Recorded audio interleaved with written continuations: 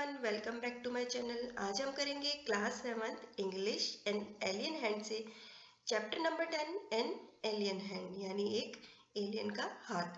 Before you read, आप पढ़े इससे पहले, have you heard of the Viking mission to Mars? क्या आपने कभी विकिंग मिशन के बारे में सुना है जो मार्स के लिए था, यानी मंगल के लिए था? The National Aeronautics and Space administrative NASA Viking mission to Mars was composed of 2 spacecraft. जो नासा की जो फुल फॉर्म है वो है National Aeronautics and Space Administration Viking mission. उसका जो विकिंग मिशन था मार्स के लिए वाज कंपोज्ड ऑफ 2 स्पेसक्राफ्ट। उसके लिए 2 स्पेसक्राफ्ट तैयार किए गए, Viking 1 and Viking 2, each consisting of an orbiter and a lander. अब जो 2 थे स्पेसक्राफ्ट, दोनों में ही एक ऑर्बिटर था और एक लैंडर था। The primary objective were to obtain images and samples of the Martian surface. जो प्राइमरी ऑब्जेक्टिव यानी जो सबसे पहली चीज थी उनको इकट्ठी करनी थी, वो थी इमेजेस यानी तस्वीरें, और मार्शियन सरफेस का सैंपल लेना था, एंड सॉइल और मिट्टी का सैंपल लेना था, and search for any possible sign of life, और सर्च करना था कि लाइफ की कोई पॉसिबिलिटी है वहां पर। Viking 1 was launched on 20 August 1975। Viking 1 launch किया गया 20 अगस्त 1975 and arrived at Mars on 19 जून 1976, और वो मार्स पर पहुंचा 19 जून 1976 में। विकिंग 2 वाज लॉन्च्ड ऑन 9 सितंबर 1975, और जो विकिंग 2 था, जो स्पेसक्राफ्ट विकिंग 2 था, वो लॉन्च हुआ 9 सितंबर 1975 एंड एंटर मार्स, और मार्स में जो एंटर किया ऑर्बिट ऑन 7 अगस्त 1976, और उसने एंटर किया 7 अगस्त 1976 में।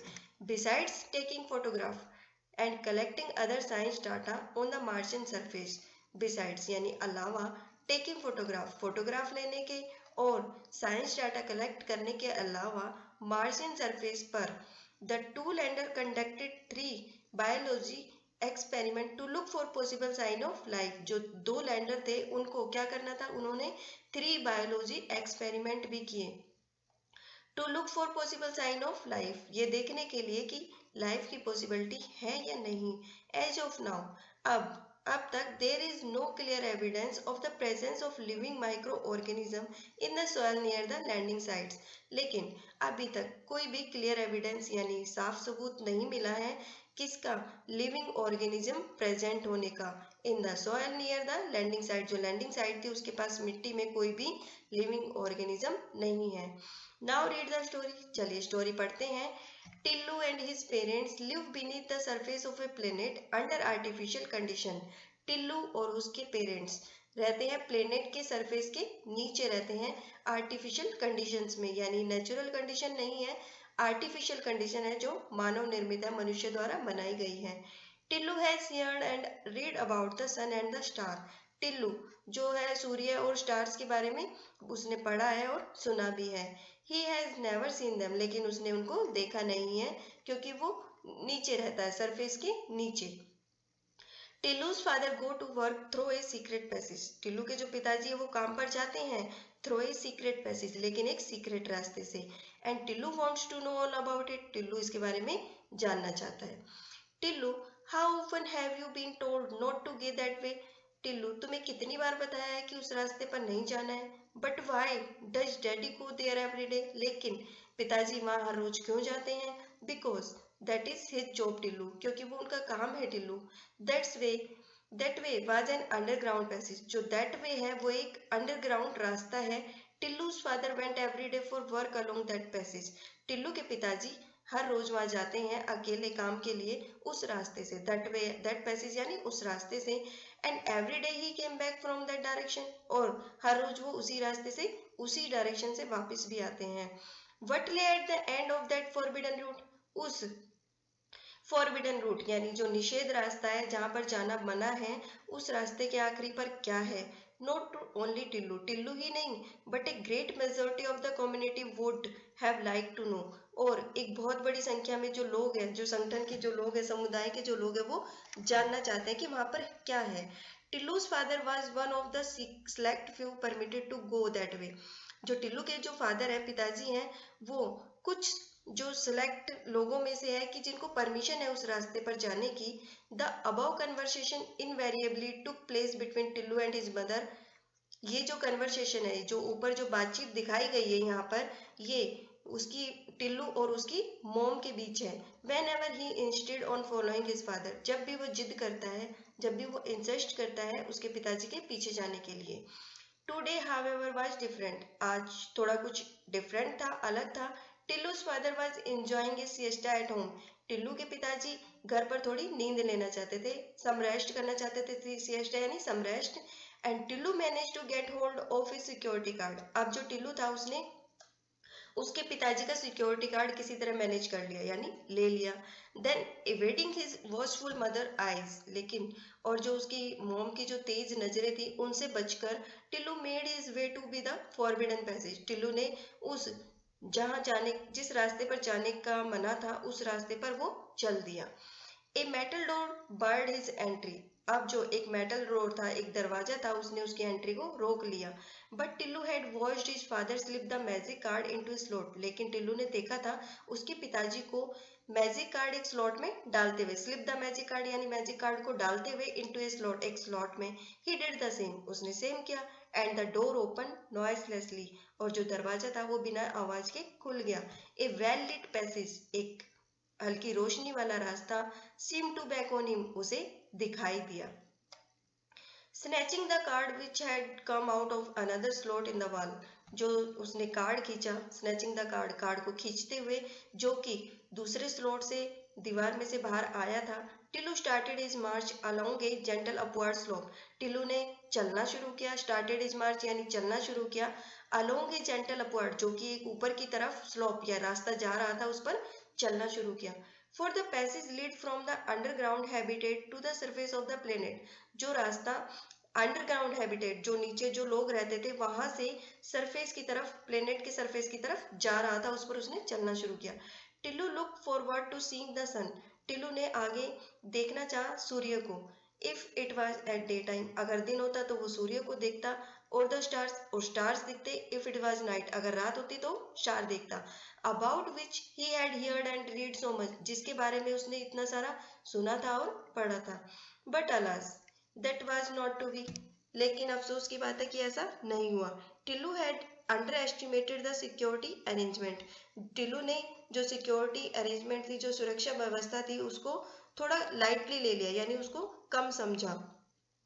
Invisible mechanical devices had already detected, जो ना दिखने वाली, जो अदृश्य मैकेनिकल डिवाइसेस थी, मैकेनिकल जो डिवाइस थी वो उसको पहले से ही डिटेक्ट कर चुकी थी, उसका पता लगा चुकी थी।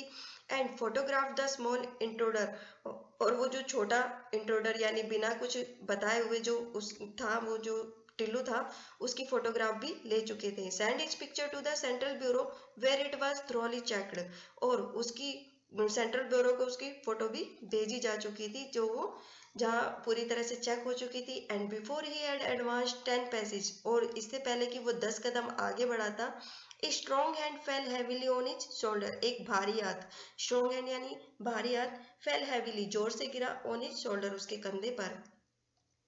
जेंटली बट फर्मली, प्यार से लेकिन थोड़ा मजबूती से, फर्मली यानी मजबूती से। ही वॉज एस्कॉर्टेड, वह ले जाया गया, उसको ले जाया गया। एस्कॉर्टेड यानी टेकन और लीड, उसको ले जाया गया बाय द सिक्योरिटी स्टाफ, उसको सिक्योरिटी स्टाफ के द्वारा ले जाया गया back home to an anxious and angry mother, एक मतलब गुस्से वाली और एक चिंतित, एनेक्सियस यानी चिंतित और गुस्से वाली मॉम के पास घर वापस ले जाया गया। While he was being scolded, जब उसको डांट पड़ रही थी, he received help from an unexpected quarter, तो उसको एक ऐसे कोने से आवाज आई हेल्प के लिए जहां से उम्मीद नहीं थी। Let me explain to him, darling, मुझे उसे एक्सप्लेन करने दो। Said his father who had just got up, उसके पिताजी ने कहा जो अभी उठे थे, सोए हुए थे लेकिन जो अभी उठे। If he is properly briefed, अगर उसको पूरी तरह से समझाया जाएगा, he will not do such a thing again, तो वो ऐसा दोबारा नहीं करेगा। He started to explain, उन्होंने एक्सप्लेन करना शुरू किया। Listen टिल्लू, टिल्लू सुनो। I work on a surface, मैं एक सरफेस पर काम करता हूँ। Where an ordinary person cannot survive, जहाँ पर एक साधारण इंसान जिंदा नहीं रह सकता या सरवाइव नहीं कर सकता। Because the air is too thin to breathe, क्योंकि हवा इतनी कम है क्योंकि सांस भी नहीं ली जा सकती। And where the temperature is so low that you would freeze to death, और टेम्परेचर इतना लो है, इतना कम है कि तुम जम के मर जाओगे, तुम्हारी मृत्यु हो सकती है। But daddy how do you manage to survive, लेकिन डैडी आप मैनेज कैसे करते हो, आप सर्वाइव करने के लिए मैनेज कैसे करते हो। Because I go well equipped, क्योंकि मैं पूरी तरह से तैयारी के साथ जाता हूँ, यानी पूरा साजो सामान जो होता है उसके साथ में सब होता है। इन ए स्पेशल सूट, एक स्पेशल सूट होता है with A reservoir of oxygen, जो पूरी तरह से ऑक्सीजन से फिल होता है। आई कैन कीप वार्म, मैं अपने आप को गर्म रखता हूँ। And my boots are specially design to make it easy for me to walk on the surface, और मेरे जो बूट्स हैं वो स्पेशली डिजाइन किए गए हैं उस सरफेस पर चलने के लिए आसानी से। व्हाट्स मोर, और क्या, I have been train to survive and work on the surface, और मुझे सर्वाइव करने के लिए और सरफेस पर काम करने के लिए ट्रेंड भी किया गया है। There was a time when our forefathers live on the surface quite naturally, एक समय था, देयर वॉज ए टाइम यानी एक समय था, व्हेन आवर फोर फादर्स यानी जो पूर्वज होते हैं, जो हमारे पूर्वज थे, lived on the surface, surface पर रहते थे, क्वाइट नेचुरली, बिल्कुल नेचुरल तरीके से रहते थे सरफेस पर। Indeed they did so for millions of years, वास्तव में यानी सच में उन्होंने ये सब लाखों ईयर्स तक किया, यानी लाखों वर्षों तक ऐसा ही किया, वो नेचुरल तरीके से रहे। बट टाइम चेंज, लेकिन जो समय है वो बदल गया। द वेरी सन, जो ये सन है, which had provided us with sustenance, यानी जो सूर्य है जो हमें बहुत ज्यादा सपोर्ट करता था, टर्न होस्टाइल, थोड़ा चेंज हो गया, थोड़ा बदल गया। इट चेंज ओनली स्लाइटली यानी थोड़ा सा, ये थोड़ा सा चेंज हुआ। But the change was sufficient to upset the balance of nature on the planet, on this planet, लेकिन जो चेंज था, हल्का सा भी चेंज था, वो इस प्लेनेट के नेचर के बैलेंस को अपसेट करने के लिए सफिशिएंट था, यानी बहुत था, उससे बहुत बड़ा बदलाव हुआ। First the bird became extinct, सबसे पहले जो पक्षी थे वो गायब हो गए। द एनिमल फॉलोड, फिर उसके बाद जानवर चले गए। The fish could not bear it any more, इधर, और जो फिश थी कुड नॉट बियर कि सहन नहीं कर पाई, इट एनी मोर, इधर, इसको भी सहन नहीं कर पाई। We manage to survive only because of our superior technology, अगर हम यहाँ पर सरवाइव करने के लिए मैनेज कर पा रहे हैं तो वो सिर्फ हमारी जो सुपीरियर टेक्नोलॉजी है उसकी वजह से।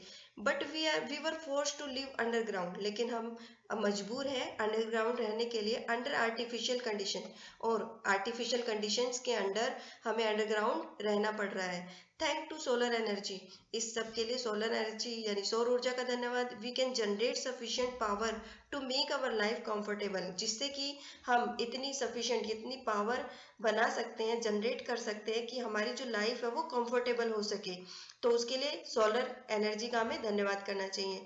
But the machines which make this possible, लेकिन जो ये मशीनें हैं जिसने ये सब कुछ पॉसिबल बनाया है, must always be in good working condition, हमेशा एक अच्छी कंडीशन में होनी चाहिए। Some of them are on the surface, अब इनमें से जो कुछ मशीनें हैं वो सरफेस पर हैं, यानी सतह पर है। I belong to the team वो responsibility it is to keep watch on them and to service them, अब मैं एक ऐसी टीम से बिलोंग करता हूँ जिसको रिस्पॉन्सिबिलिटी दी गई है, it is to keep watch, इसका ध्यान रखने की, ऑन देम, इसका ध्यान रखने की, नजर रखने की, एंड टू सर्विस देम, और इसको सर्विस देने की।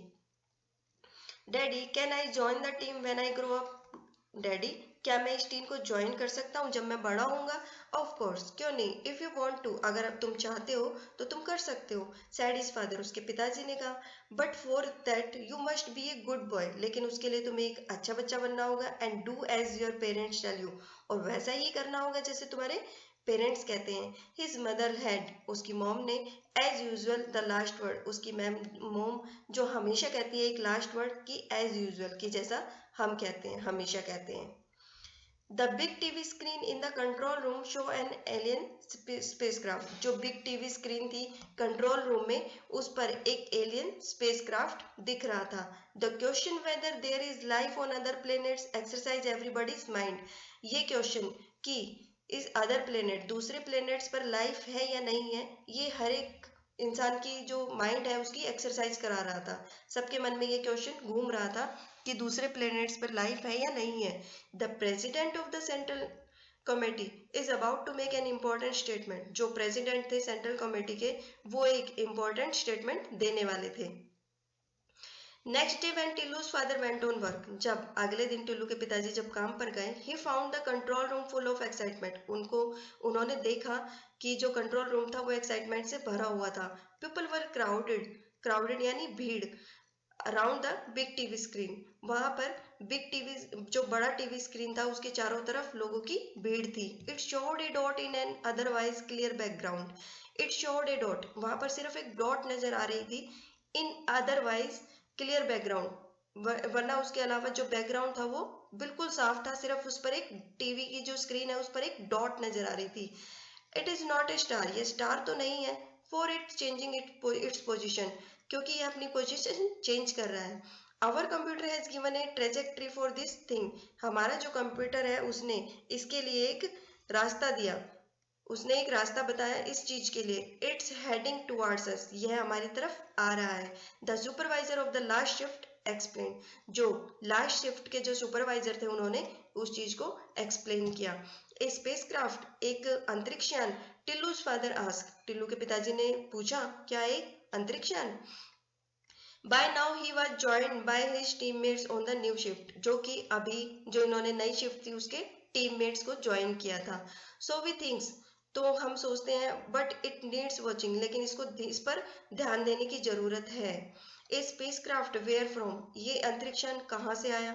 The solar system was not known to have any life, जो सोलर सिस्टम है उसके द्वारा तो नहीं पता चला टू नो एनी लाइफ, की कोई भी लाइफ है anywhere else except on their planet, की उनके ग्रह के अलावा कहीं भी कोई लाइफ है ये तो नहीं पता चला। Tillu's father record the ancient days, जो टिल्लू के पिताजी थे रिकॉर्ड यानी याद करने लगे द एंशियंट डेज, पुराने दिनों को। Recorded in the archive as the central bureau, जो कि सेंट्रल ब्यूरो के आर्चिव में रिकॉर्ड थे। When their ancestors had a well developed space programme, जब उनके जो पूर्वज थे उनके पास एक स्पेस प्रोग्राम था जो कि काफी विकसित था, वेल डेवलप्ड यानी अच्छी तरह विकसित था।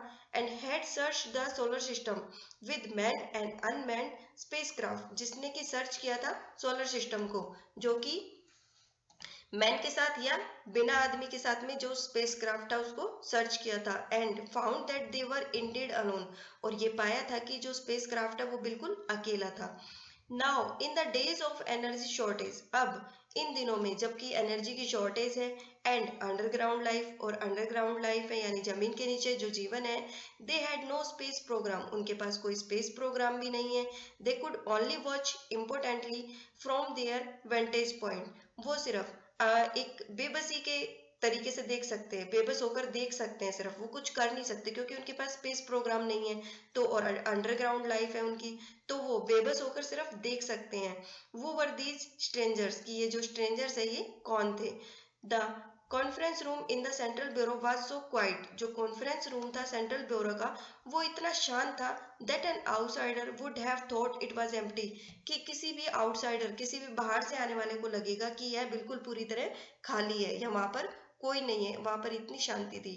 फॉर फ्रॉम इट, इससे अलग, it was full to capacity, but the members of the central committee was unusually quite, ये फुल था कि जितने इसमें लोग आ सकते थे उतने भरे हुए थे, लेकिन उससे अलग भी उसमें क्या था कि जो सेंट्रल कमेटी थी वो पूरी तरह से अनयूजुअली यानी असामान्य तौर से वो बिल्कुल शांत थी। They knew that the president was going to make a momentous announcement, उनको पता था, दे न्यू दैट, उनको पता था कि जो प्रेसिडेंट है वो एक मोमेंटस यानी इम्पोर्टेंट यानी महत्वपूर्ण जो है अनाउंसमेंट करने वाले हैं, घोषणा करने वाले हैं। कलीग्स, उन्होंने क्या कहा, colleagues I will give you the report as I have it, मैं तुम्हें वो रिपोर्ट दूंगा जो मेरे पास आई है। While I speak there may be a change in the situation, हो सकता है कि जब मैं बोलूँ तो सिचुएशन जो है उसमें एक थोड़ा सा बदलाव हो जाए। The president pose to get his paper in order, जो प्रेसिडेंट थे वो अपने पेपर को ऑर्डर में करने में लगे हुए थे। एंड देन कंटिन्यू, और उसको लगातार करते रहे। Two spacecraft are approaching us, दो अंतरिक्ष यान हमारे पास पहुंच रहे हैं। One is in fact orbiting our planet while the other is still far away, जो एक है उनमें से हमारे पास, और जो पहला जो फैक्ट ऑर्बिटिंग आवर प्लेनेट हमारे प्लेनेट पर ऑर्बिट कर चुका है, while the other is still far away, और जबकि दूसरा जो है वो काफी दूरी पर है। वी गैस, हम गैस कर सकते हैं that they are coming from our neighbouring planet, हम ये गैस कर सकते हैं कि हो सकता है कि वो हमारे पड़ोसी ग्रह से आ रहे हो, नेबरिंग प्लेनेट यानी पड़ोसी ग्रह से आ रहे हैं। हाउ शुड वी रिएक्ट, तो हमें कैसे रिएक्ट करना चाहिए। नंबर 1, योर व्यूज प्लीज, कृपया अपने व्यूज बताइए इसके बारे में। अगर आपको मेरी वीडियो पसंद आई है तो please like share and subscribe का बटन दबाना ना भूलें। मेरी जो नेक्स्ट वीडियो है इसमें इसका सेकंड पार्ट आपको मिल जाएगा।